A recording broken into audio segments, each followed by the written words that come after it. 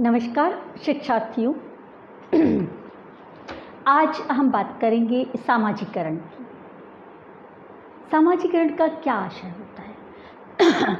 देखिए, मानव एक सामाजिक प्राणी के रूप में पहचान पाता है, आप सभी जानते हैं।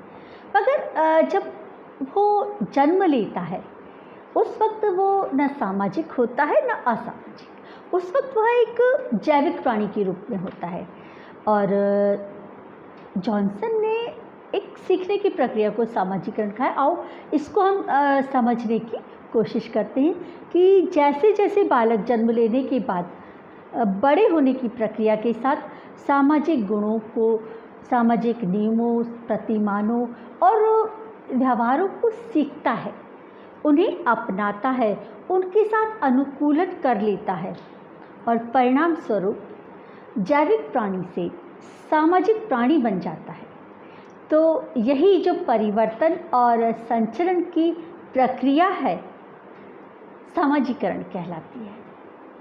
जी हाँ, एक छोटे से एक लाइन के यदि शब्दों में इसको परिभाषित करें तो कहा जा सकता है कि सामाजिक अपेक्षाओं के अनुरूप किया जाने वाला व्यवहार सामाजिकरण कहलाता है। जी हाँ, यहाँ ध्यान देने योग्य बात यह है कि बच्चे ने जन्म के बाद कुछ यदि ऐसी क्रियाएं सीख ली बड़े होने के साथ जिनको समाज स्वीकारता नहीं है, सामाजिक की अपेक्षाओं के अनुरूप नहीं है, तो वह क्रिया सामाजिकरण की श्रेणी में नहीं आएगी।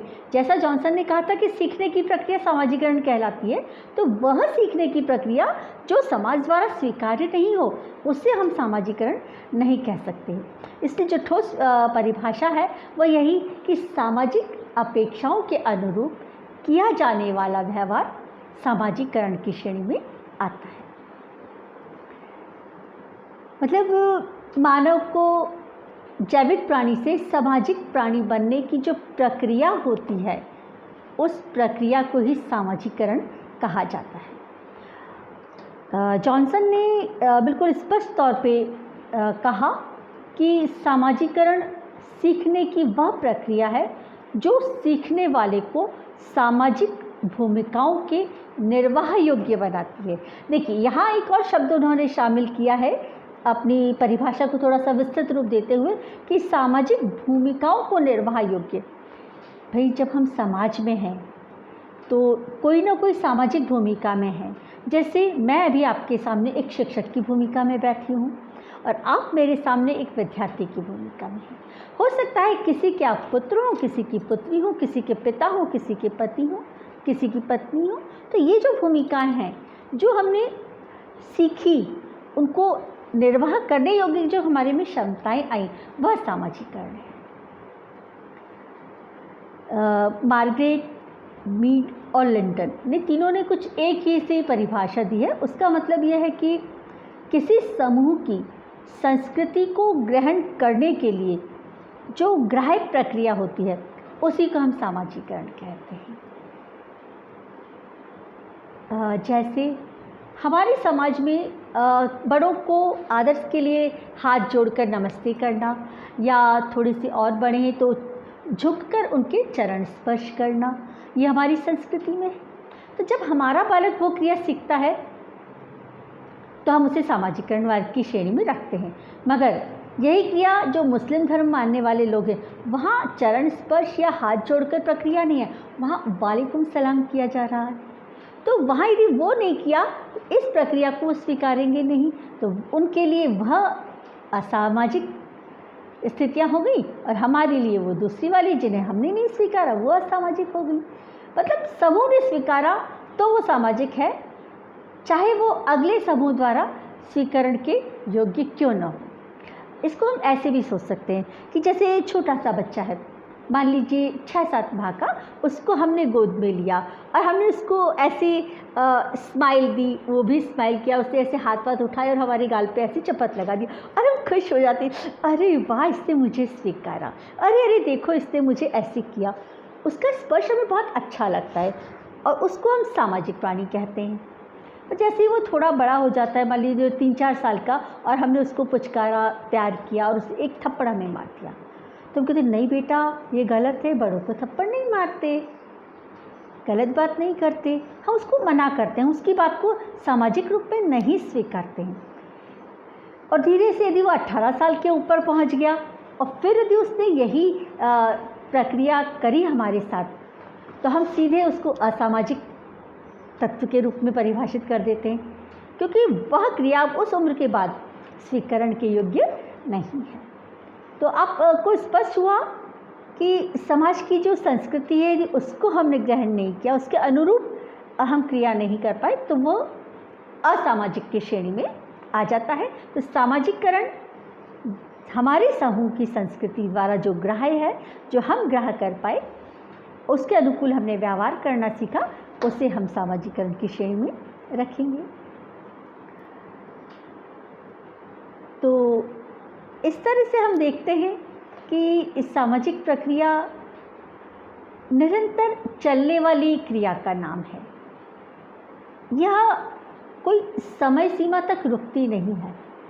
इस पर हमारे परिवार का, जिस समाज में हम रह रहे हैं उसका, हमारे विद्यालय का, हमारे शिक्षकों का, हमारे साथियों का, सभी का बहुत प्रभाव पड़ता है।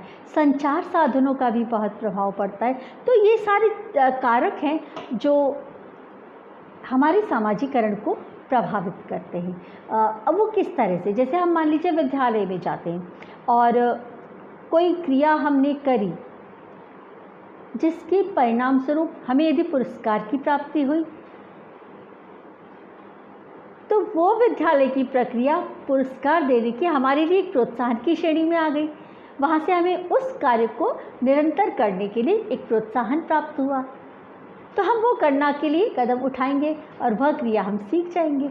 तो वो हमारा सामाजिकरण की समूह में, श्रेणी में बड़ी आसानी से शामिल होगा और उसमें जो भूमिका रही वो हमारे विद्यालय की रही। ठीक ऐसे ही हम अपने परिवार से, एक बार की बात है कि एक बच्चे को फांसी होने जा रही थी, तो जब उससे कहा अंतिम समय पे कि आप किससे मिलना चाहोगे, उसने कहा मैं मेरी माँ से मिलना चाहता हूँ, क्योंकि वो एक चोर था और उसे माँ से क्यों मिलना चाहता है, इसका मतलब उसको माँ से लगाव होगा इसलिए मिलना चाहता है। पर जब माँ सामने आई तो उसे जो कुछ कहा, जो कुछ क्रिया थी वो असहनीय थी, पर उन्होंने यही चीज़ बताई कि मैं स्कूल से अक्सर करके दूसरे बच्चों का जो टिफ़िन है उसमें से खाना चुरा के खा लेता था और बच्चों के पेन, पेंसिल, सुंदर सुंदर रबर, चूँकि हम गरीब परिवार से थे, हमारे पास वो चीज़ होता नहीं था, मैं ले आया करता था दूसरे के बैग से और अपनी माँ को दिखाता था। और माँ कहती थी, अरे वाह, मेरा राजा बेटा तो बड़ा होके बहुत बड़ा आदमी बनेगा, इसे छोटी मोटी चीज़ों से तो काम ही नहीं चलता, इसको तो बड़ी बड़ी चीज़ें चाहिए। और माँ ने मुझे कभी ये नहीं कहा कि बेटा किसी दूसरे की चीज़ उठा के लाना कुछ गलत है। बस मैं इसी को अपना बड़प्पन मानता रहा और जहाँ भी जिस चीज़ की मुझे ज़रूरत होती थी मैं उसको उठा के ले आने लगा। धीरे धीरे यही आदत मेरी परिपक्व होती गई और आज उसी आदत की बदौलत मैं जेल में पहुंच गया। तो कहीं ना कहीं ये जो मेरा परिवार, जो मेरी माँ की जो भूमिका थी वो इसमें शामिल है।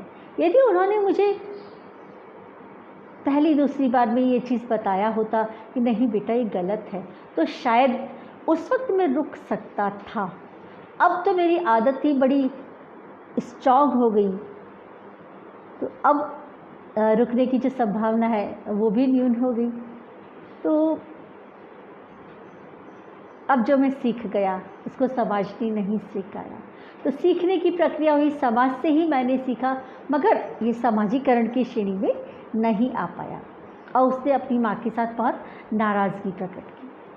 तो आपने देखा कि सामाजिक गुणों को सीखना सामाजिकरण है, मगर सामाजिक दुर्गुणों को सीखना सामाजिकरण की श्रेणी में कभी भी शामिल नहीं किया जा सकता। तो जो हमने सबसे पहले आपसे कहा था कि मात्र एक लाइन की जो परिभाषा कि सामाजिक अपेक्षाओं के अनुरूप किया जाने वाला व्यवहार सामाजिकरण है, पूरी तरह से स्पष्ट होता है और इसमें हमारी व्यक्तिगत, हमारे परिवार की, हमारे जन्म क्रम की। जैसे मैंने यदि अपने परिवार में बड़े बेटे या बेटी के रूप में जन्म लिया है तो मुझे सीखने के अलग किस्म से अवसर प्राप्त होते हैं, और यदि मैंने छोटे बच्चे के रूप परिवार के छोटे बच्चे के रूप में जन्म लिया है तो मुझे सीखने के अलग अवसर प्राप्त होते हैं, मुझे अलग माहौल मिलता है, तो मेरा सामाजिकरण एक अलग किस्म का होता है। तो इसलिए हम ये कहते हैं कि हमारे सामाजिकरण में हमारे परिवार का, हमारे समाज का, हमारे जन्म क्रम का, हमारे समाज की सोच जो जेंडर संवेदनशीलता को लेकर होती है उसका, हमारे विद्यालय का, हमारे शिक्षकों का, हमारे संगी साथियों का, इन सभी का बहुत प्रभाव पड़ता है। अब संगी साथियों का भी ऐसा होता है ना कि जैसे हम स्कूल कॉलेज में आते हैं, पढ़ाई करते हैं, और यदि हमारे 2 दोस्त या 4 दोस्त मिलकर कहीं पिकनिक पर जा रहे हैं या कहीं घूमने जा रहे हैं, या अचानक उनका फिल्म का प्रोग्राम बन गया और उन्होंने हमसे कहा चल रहे हो, हमने कहा नहीं, अरे चलो बहुत मज़ा आएगा। तो हमने सोचा चलो ये जा रहे हैं, लो हम भी जाके देख लेते हैं, और हम उनके साथ चले गए और हमें बहुत मज़ा आया, एंजॉय किया। तो अगली बार फिर हमारे कदम नहीं रुकते, हमें लगता है कि दोस्तों के साथ जाना मतलब मज़ा करना, एंजॉय करना, आनंद के क्षण है, तो हम लगातार उनके साथ वो जाना सीख जाते हैं। तो कहीं ना कहीं सामाजिकरण में उन दोस्तों की भूमिका हुई ना। और मान लीजिए इसके विपरीत यदि कोई दोस्त हमारा इस तरह का, नहीं नहीं कहीं नहीं जाएंगे, चल बैठ, अभी तो अपने को हिंदी के सवाल करने हैं या गणित के सवाल करने हैं या कुछ परिभाषाएं हमको लिखनी, चला नहीं आ रही, मैं बताता हूँ या मैं बताती हूँ, चलो हम मिलके कर लेते, रुको ना। और ना चाहते हुए भी हमें अपने दोस्त की खातिर रुकना पड़ा, और मान लीजिए उसके साथ हम अपने जो सवाल थे, जो परिभाषाएं थी, जो प्रश्न थे, जिनके उत्तर हमें करने थे, उस दोस्त की सहायता से हम कर गए, तो हमें ये परंपरा सीख जाती कि नहीं, उन दोस्तों के साथ नहीं, इस दोस्त के साथ रहना है, तो हम कुछ ऐसा कर पाएंगे जिसमें विद्यालय में हमारा जो प्रदर्शन है कुछ अच्छा हो पाएगा। तो आपने यहाँ चीज़ देखी कि दोस्तों का, हमारे संगी साथियों का भी हमारे सामाजिकरण पर बहुत प्रभाव पड़ता है। अगला जो बिंदु होता है वो व्यक्तिगत बौद्धिक क्षमता।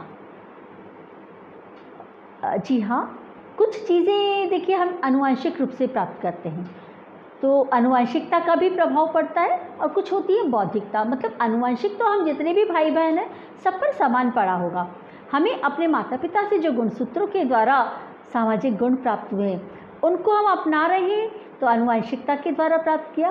पर यदि उनमें से भी यदि कुछ बौद्धिकता, हमारी व्यक्तिगत विभिन्नताएं जो हैं वो भी प्रभावित करती, हो सकता है हमें वो चीज़ स्वीकार्य ना हो और हम किसी अलग दिशा में चले जाएं, तो वो सामाजिकरण हमारी व्यक्तिगत बौद्धिक भिन्नता की वजह से हुआ। तो हम ये भी कह सकते हैं कि व्यक्तिगत बौद्धिक भिन्नता भी हमारे सामाजिकरण को प्रभावित करती है। हमारी आर्थिक स्थिति, हमारी सामाजिक स्थिति भी हमारे सामाजिकरण को प्रभावित करती है। अब ये किस तरह से सीखते हैं, क्योंकि हमको समायोजन करना आ जाता है। यदि हम आर्थिक और सामाजिक दृष्टिकोण से यदि सबल हैं तो हमको, जब हम छोटे होते हैं तो समायोजन करने की आवश्यकता ही नहीं पड़ती, और अक्सर करके हम चूक जाते हैं समायोजन करने में। पर वो जो सामाजिक दृष्टिकोण से कहीं निचले पायदान पे हैं या आर्थिक दृष्टिकोण से कुछ कमज़ोर तबके से हैं, उनको बचपन से ही कहीं ना कहीं समायोजन करने की ज़रूरत पड़ती रहती है, तो वो समायोजन अपेक्षाकृत जल्दी सीख जाते हैं। तो वो सामाजिकरण की जो प्रक्रिया है सामाजिक और आर्थिक स्थितियों से प्रभावित हुई। तो हम ये कह सकते हैं कि सामाजिक और आर्थिक स्थितियाँ भी हमारे सामाजिकरण को प्रभावित करती हैं। उम्मीद है आपको सामाजिकरण अच्छे से समझ में आ गया होगा। धन्यवाद। मिलते इसके आगामी अध्याय के साथ। नमस्कार।